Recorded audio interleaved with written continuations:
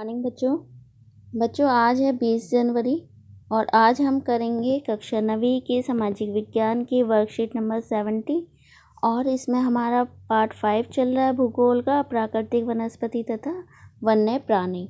इसमें बेटा सबसे पहले आप देखेंगे कि आपको मैप दे रखा है, तो चलिए स्टार्ट करते हैं। आपने देखिए, तो सबसे पहले आप मैप को देखिए।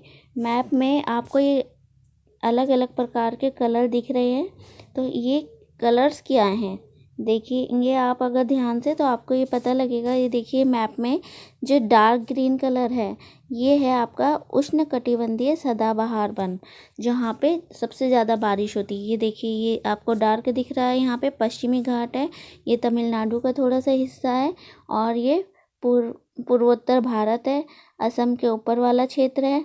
ठीक है, ये सारा जितना भी ग्रीन ग्रीन दिख रहा है ये आपका सदाबहार वन क्षेत्र है। ठीक है, और सेकंड आप देखोगे जो लाइट ये ग्रीन दिख रहा है ये क्या है आपका उष्णकटिबंधीय पर्णपाती वन। ये वो स्थान है जहाँ पर कुछ समय के लिए पेड़ जो होते हैं वो पत्ते गिरा देते हैं और मानसून के साथ में यहाँ पे नए पत्ते निकल आते हैं पेड़ों पर, पेड़ पौधों पर। ठीक है, तो पर्णपाती का मतलब यही होता है कि पर्णपाती पत्तियों को गिराने वाले वन। ठीक है, ये मानसून वन भी कहलाते हैं। फिर थर्ड है आपका पर्वतीय वन। पर्वतीय वन जो कि पर्वतों पर पाए जाते हैं यहाँ पे, क्योंकि हमारा हिमालय है, हिमालयी पर्वत है, तो यहाँ पे ये वन पाए जाते हैं। ठीक है, फिर नेक्स्ट है आपका मैंग्रोव वन। मैंग्रोव वन कहाँ पर होते हैं? देखो मैंग्रोव वन में क्या एक खासियत होती है कि ये दलदली वाले स्थान पर पाए जाते हैं। देखेंगे आप, ये थोड़ा सा यहाँ पे आपको दिख रहा है, ये आपका सदाबहार वन वाला क्षेत्र है।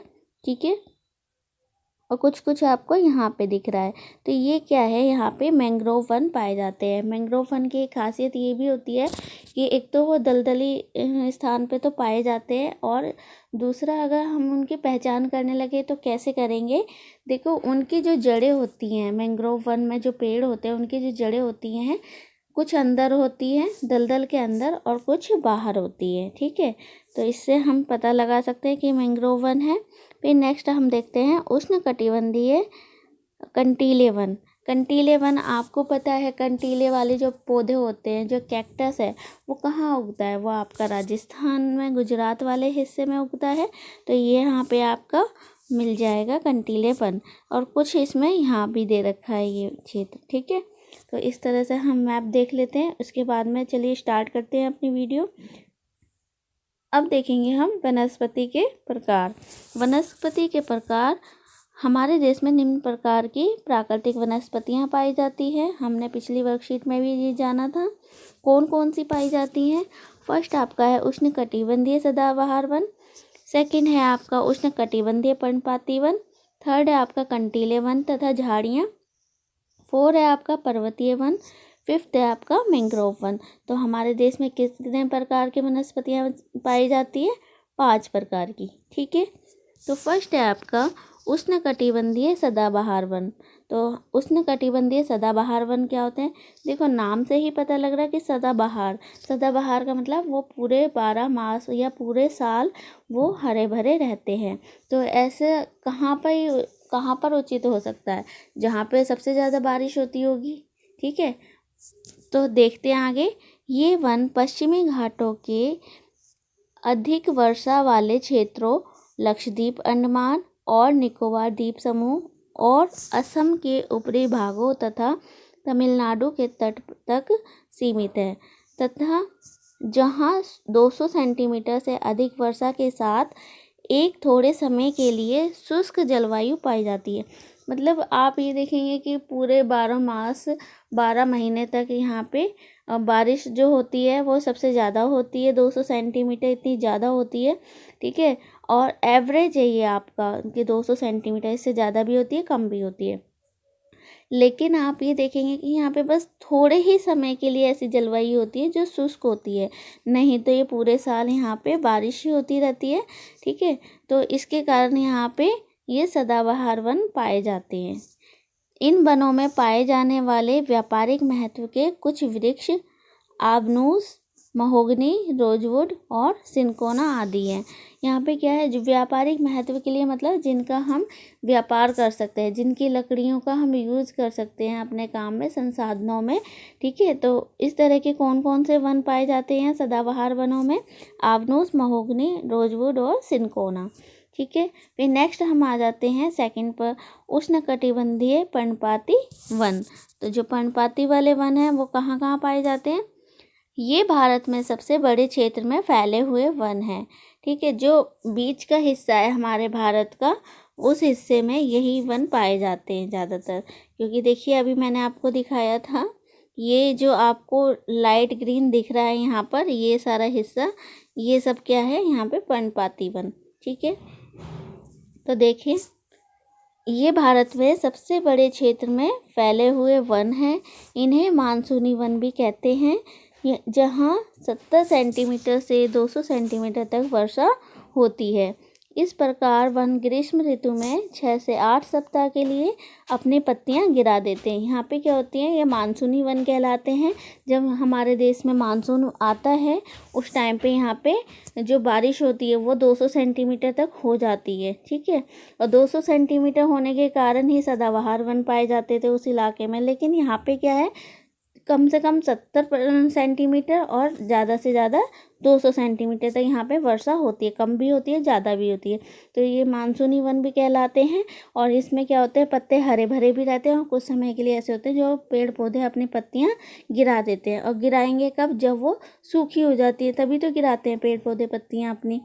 ठीक है, तो कुछ समय के लिए वो अपनी पत्तियाँ गिरा देते हैं और जब बारिश का मौसम आता है, मानसून आता है, तब उनमें नई कोपलें फिर से फूट जाती है और नई पत्तियाँ आ जाती हैं। ठीक है, इसके बाद में ऐसे वन देश के पूर्वी भागों, उत्तर पूर्वी भागों, जो उत्तर पूर्वी राज्य हिमालय के गिरिपद हैं, और झारखंड, पश्चिमी उड़ीसा, छत्तीसगढ़, पश्चिमी घाटी के पूर्वी दलों में पाए जाते हैं। ये कहाँ कहाँ पाए जाते हैं? आपके पूर्वी वाले भागों में, जो इधर वाला हिस्सा है।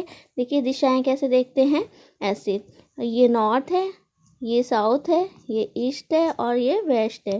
ठीक है, तो यहाँ पे आप देखेंगे देश के पूर्वी भागों, यहाँ पर इस वाले एरिया में। ठीक है, ये ईस्ट वाले हिस्से में।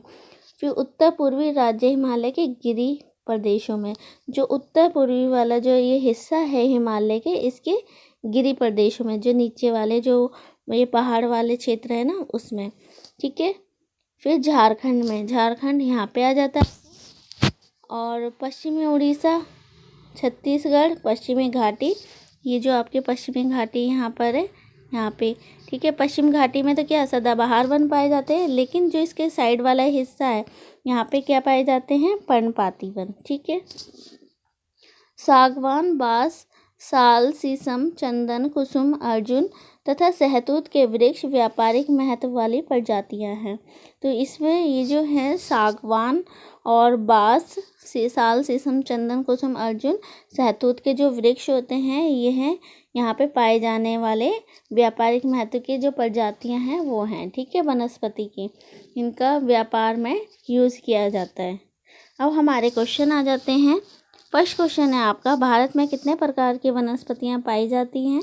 यह अभी हमने ऊपर पढ़ा है, first, second, third, fourth, fifth. कितने प्रकार की? 5 प्रकार की। ठीक है, सेकंड क्वेश्चन है आपका, उष्णकटिबंधीय सदाबहार वन किन प्रांतों में पाए जाते हैं? तो किन प्रांतों में पाए जाते हैं सदाबहार वन? आप देखेंगे यहाँ पर लक्षद्वीप, अंडमान निकोबार द्वीप समूह और असम के ऊपरी भागों में तथा तमिलनाडु के तट तक सीमित हैं। ठीक है, फिर थर्ड क्वेश्चन है आपका, उष्णकटिबंधीय सदाबहार वन के मुख्य वृक्षों के नाम लिखने हैं आपको। कौन कौन से हैं? आबनूस है, महोगनी है, रोजवुड और सिनकोना। ठीक है, नेक्स्ट क्वेश्चन है आपका, उष्णकटिबंधीय पर्णपाती वन किस ऋतु में अपनी पत्तियां गिरा देते हैं? यहाँ आप देखेंगे ग्रीष्म ऋतु में। ठीक है, यहाँ पे ग्रीष्म ऋतु आ जाएगा, ग्रीष्म ऋतु में अपने पत्तियां गिरा देते हैं। फिर नेक्स्ट क्वेश्चन है आपका, उष्णकटिबंधीय पर्णपाती वन के कुछ महत्वपूर्ण व्यापारिक वृक्षों के नाम बताइए। तो जो उष्णकटिबंधीय पर्णपाती वन है उसके वृक्षों के नाम बताने हैं आपको। ये हैं आपके बांस, साल, शीशम, चंदन, कुसुम, अर्जुन और सहतूत के वृक्ष। ठीक है, तो बच्चों आई होप कि आपको ये वीडियो पसंद आई होगी। अगर आपको वीडियो पसंद आई है, समझ में आ रही है, तो आप हमारे चैनल को लाइक, शेयर, सब्सक्राइब कर सकते हैं। अगर आपको कोई प्रॉब्लम आती है समझने में तो आप हमसे कमेंट करके पूछ सकते हैं। ठीक है, तो आप हमें कमेंट करके ज़रूर बताएं कि हमारी वीडियो आपको कैसी लगी है। Thanks for watching me.